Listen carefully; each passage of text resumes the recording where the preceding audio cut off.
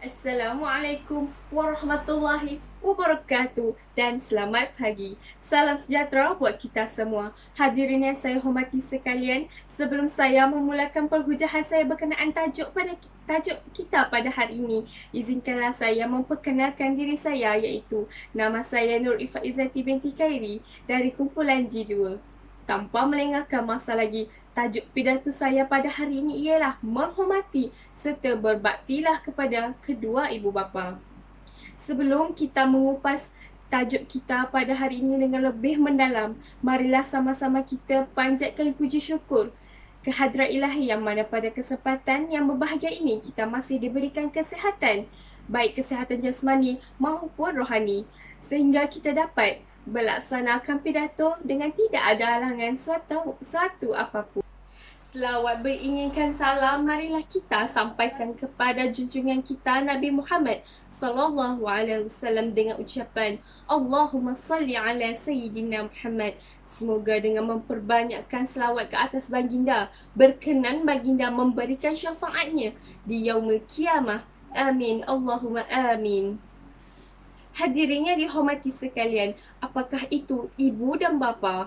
Ibu dan bapa adalah warisan zuriat yang membawa kepada lahirnya kita ke dunia. Dan sebab itu, agama Islam meletakkan ibu bapa di tempat yang tinggi dalam hubungan kekeluargaan. Bahkan digandingkan dengan perintah mentauhidkan Allah Subhanahu wa taala. Dalam firman Allah Subhanahu wa taala yang berbunyi, Auzubillahi minasyaitonirrajim. Wa qadha rabbuka alla ta'budu illa iyyahu wa bil walidaini ihsana. إما يبلغن عندك الكبر أحدهما أو كلاهما فلا تقل لهما أف ولا تنهرهما وقل لهما قولا كريما. Sadaqallahul azim. Yang bermaksud, dan Tuhanmu telah perintahkan supaya engkau tidak menyembah melainkan kepadanya semata-mata, dan hendaklah engkau berbuat baik kepada kedua ibu bapa.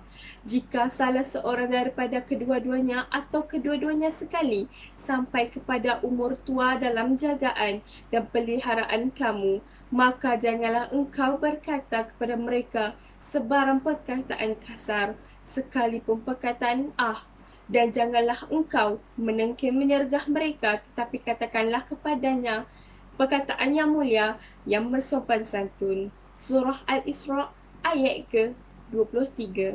Hadirin dan hadirat yang dihormati sekalian, setiap manusia sudah pasti memiliki orang tua.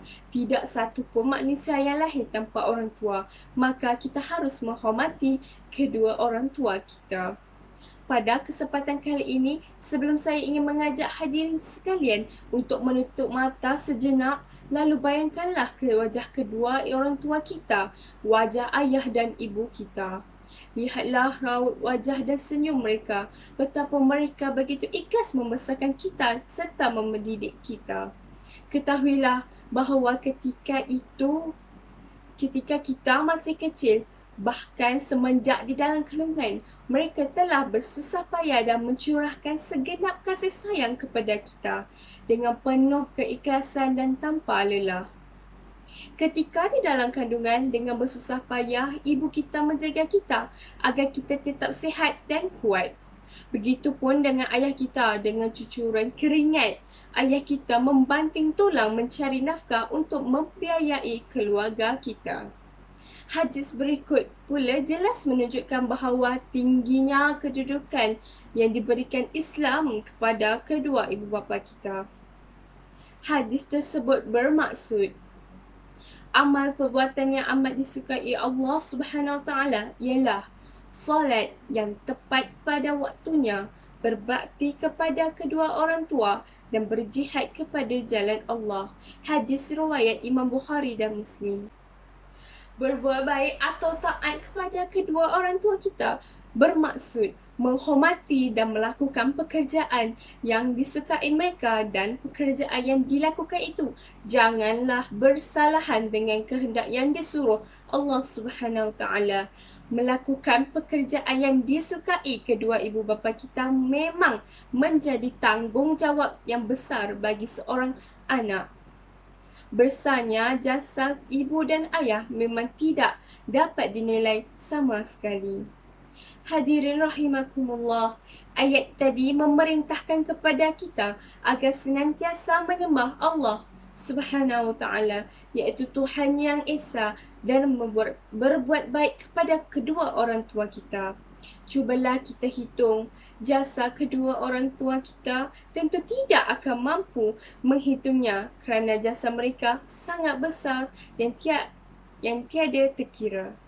Saat hamil, ibu selalu dalam kepayahan kerana mengandungkan kita, sementara bapa bekerja siang dan malam untuk kelahiran kita. Begitu pula saat lahir, mereka pun mencurahkan segala perhatian dan kasih sayang kepada kita. Bahkan sampai sekarang kasih sayangnya tiada terkira. Subhanallah, betapa mulia jasa kedua orang tua kita.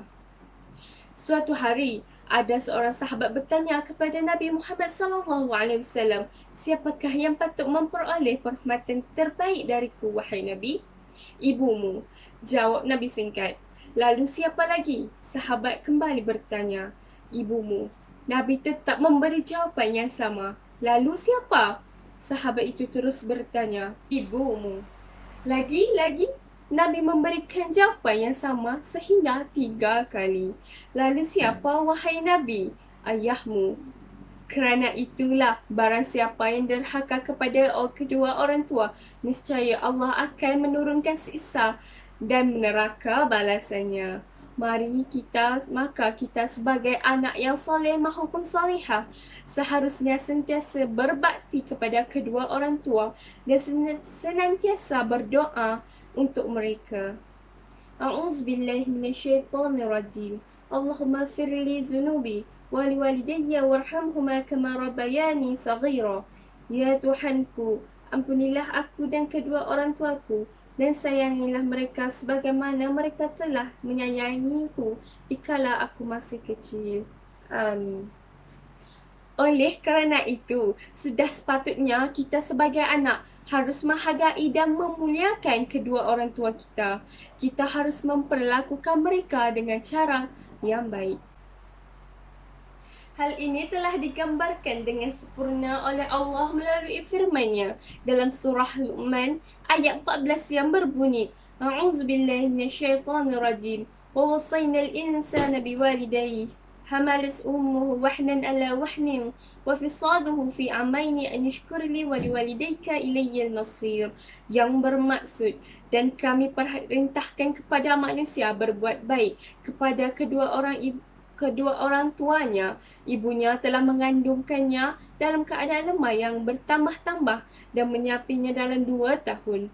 Bersyukurlah kepadaku dan kepada kedua orang tuamu, hanya kepadakulah kembalimu.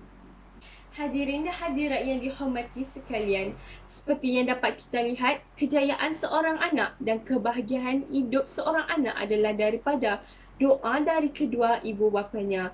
Banyak orang yang hidupnya mewah dengan kekayaan dunia, tetapi miskin dengan kebahagiaan di dalam hidup. Sebab apa? Sebabnya adalah kurang menghormati dan berbakti kepada kedua ibu bapanya. Ada orang hidupnya miskin tapi penuh dengan kebahagiaan. Ada juga orang yang kaya malah hidupnya bahagia serta tenang. Sebab itu penting bagi kita sebagai seorang Muslim ataupun sebagai seorang anak perlu selalu menghormati, mendoakan serta berbakti kepada kedua ibu bapa kita. Kerana sifat itu akan turut berulang atau terjadi kepada diri kita. Bahkan sifat itu akan turut berulang atau terjadi kepada anak kita setelah kita berkahwin. Kerana ingatlah bahawa dunia kita ini seperti roda yang selalu berpusing. Saudara serta saudari sekalian, ingatlah bahawa kehidupan kita diberkati jika kita selalu menghormati serta berbakti kepada kedua ibu bapa kita. Adapun seseorang anak yang enggan menghormati serta berbakti kepada kedua ibu bapa, percayalah bahawa kehidupannya tidak akan pernah lenggang dengan masalah yang tak pernah selesai. Sukar untuk mencapai kejayaan dan malah yang lebih teruk apabila anak sendiri atau orang sekeliling enggan hormat terhadap diri kita. Maka kesimpulan yang dapat kita huraikan dari tajuk menghormati serta berbakti kepada kedua ibu bapa ini sebenarnya memberi kesan impak yang sangat besar dalam kehidupan seseorang. Malah, bukan itu sahaja, dia juga memberi kesan yang besar terhadap masyarakat. Maka, dengan menghormati serta berbakti kepada kedua ibu bapa adalah satu perkara yang sangat penting dan tinggi darjatnya di dalam Islam. Maka kita sebagai anak perlulah senantiasa berbakti serta menghormati kedua ibu bapa kita meskipun mereka telah meninggal dunia. Sentiasalah hargai mereka selagi mereka masih ada. Sebelum saya tutup akhir pidato ini, saya mohon maaf yang sebesar-besarnya jika ada kalimat dan tutur kata yang kurang berkenan serta kurang layak didengar. Sekian dari saya. Wabillahi taufiq wa hidayah. Wassalamualaikum warahmatullahi wabarakatuh.